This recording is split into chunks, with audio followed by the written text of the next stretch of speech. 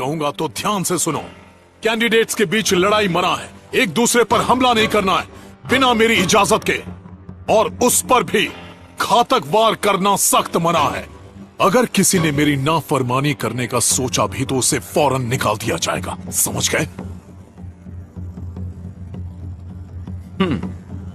कोई घातक वार नहीं, फिर क्या मजा आएगा?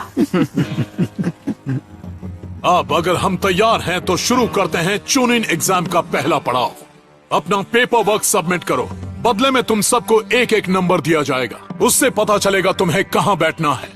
सबके बैठ जाने के बाद हम रिटन टेस्ट शुरू करेंगे। क्या कहा?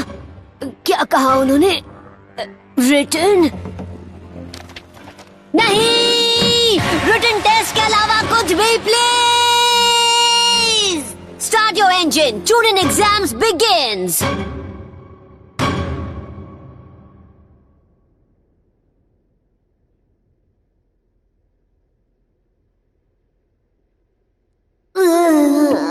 मुझे तो ये भी नहीं पता कि बाकी सब कहाँ बैठे हैं, मैं अकेला हूँ।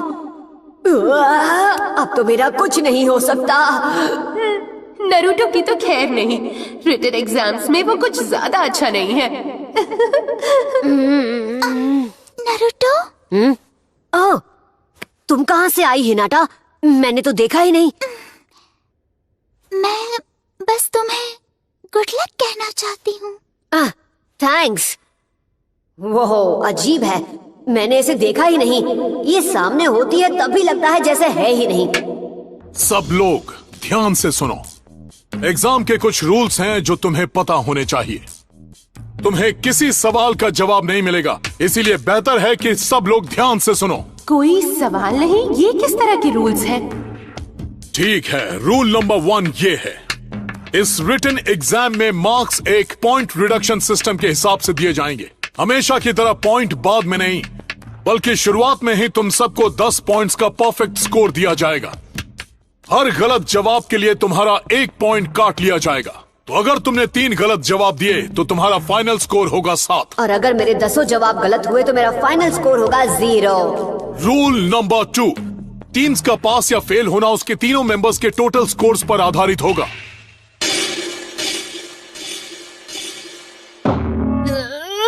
क्या? ये क्या बात हुई? आपका मतलब है हमें एक टीम की तरह स्कोर किया जाएगा? खामोश, मेरे पास अपनी वजह है, इसीलिए चुप रहो और सुनो। वजह? रूल नंबर 3, यहाँ कमरे के चारों ओर जो पहरेदार हैं वो तुम पर कड़ी नजर रखकर देखेंगे कि कोई चीटिंग कर रहा है या नहीं। जिसने चीटिंग की उसके हर संकेत पर वो चीटिंग करने वाले के स्कोर से 2 पॉइंट्स काट देंगे। क्या? हाँ? एक चेतावनी, उनकी नजरें बास की तरह तेज हैं, और अगर तुम 5 बार पकड़े गए तो एग्जाम खत्म होने के पहले ही तुम्हें बाहर निकाल दिया जाएगा।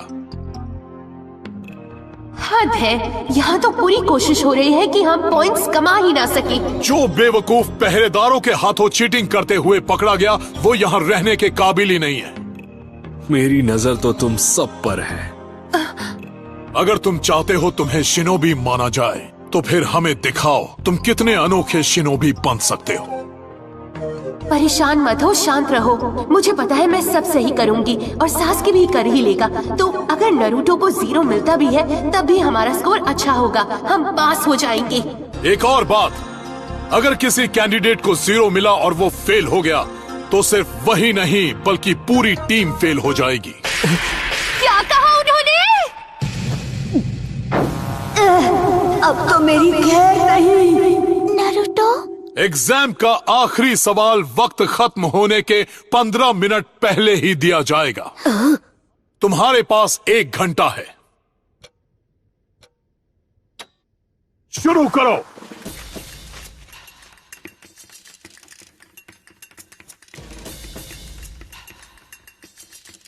बस ध्यान दो सकुरा, फोकस करो।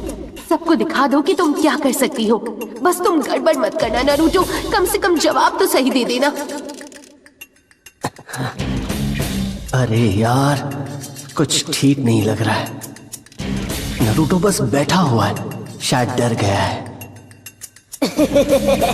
मैं इतना क्यों डर रहा हूँ? ये सिर्फ एक टेस्ट ही तो है, मैंने तो इससे भी मुश्किल काम किए हैं, यकीन करो।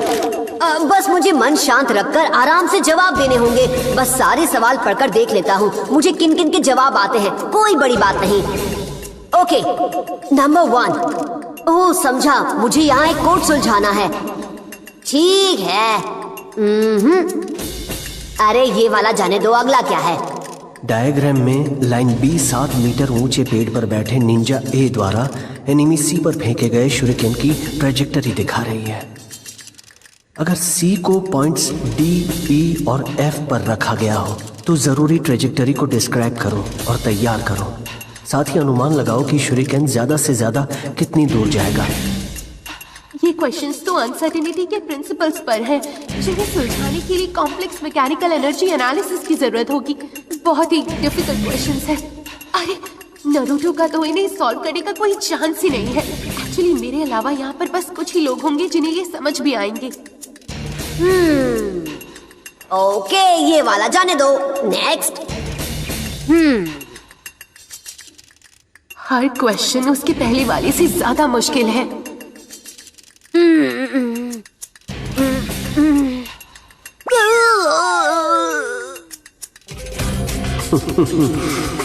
कमाल की बात है, मुझे इनमें से एक भी क्वेश्चन समझ में नहीं आ रहा। जाने दो, कोई फायदा नहीं। अब मैं क्या करूं, मैं क्या करूं, मैं क्या करूं, मैं क्या करूं, मैं क्या करूं, मैं क्या करूं, मैं क्या करूं?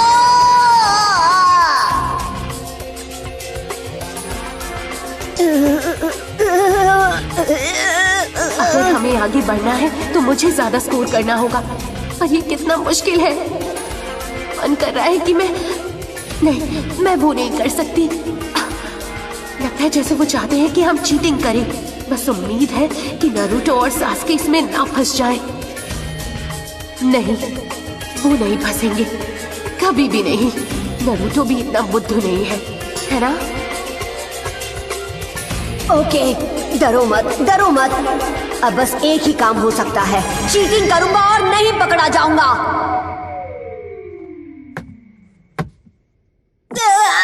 अरे नहीं, कोई गड़बड़ हो गई तो मेरा बैंड बच जाएगा। ये नहीं कर सकता।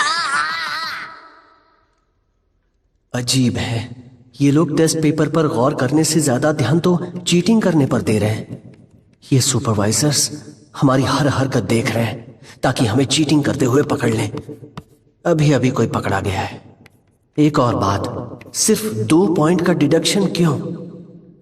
कोई मतलब नहीं बनता। वैसे तो अगर कोई एक बार भी चीटिंग करते हुए पकड़ा जाए तो उसे उसी वक्त बाहर निकाल देना चाहिए।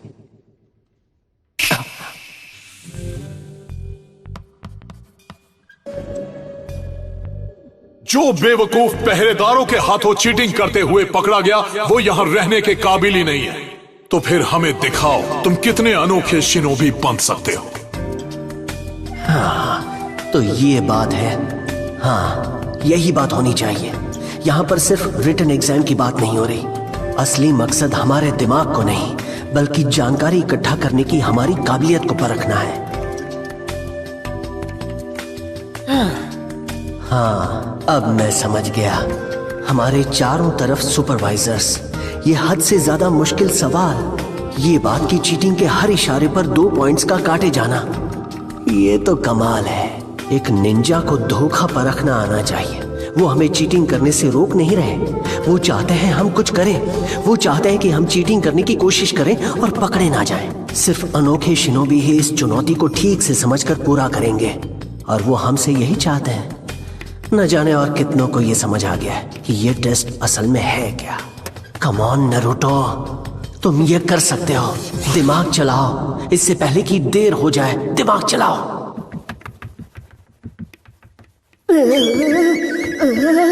मुझसे नहीं हो रहा, मैं तो गया। ओके, तो अगर यहाँ असली टेस्ट है बिना उनकी नजर में आए जवाब चुराने का रास्ता निकालना, तो अगला सवाल है